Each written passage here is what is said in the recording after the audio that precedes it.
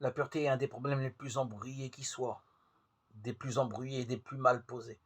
D'abord, parce que nous partons d'une fausse vision de l'être humain.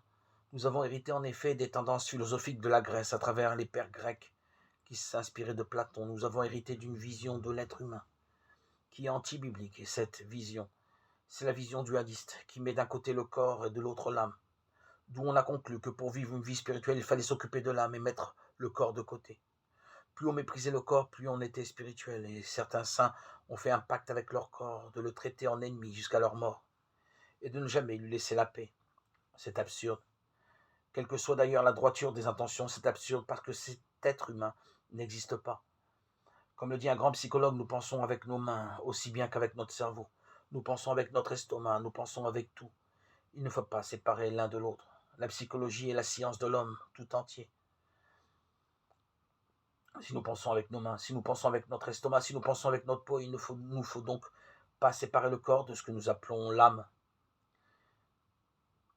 Il faut avoir et voir l'homme tout entier appelé à s'éterniser, appelé tout entier à la vie éternelle, puisque nous croyons à la résurrection, ayant à se sanctifier tout entier, à être divinisé tout entier, et par conséquent, il faut dans l'homme estimer l'être tout entier et le voir tout entier dans un jour divin, en lui apportant tout entier le respect infini que l'on doit au sanctuaire de Dieu.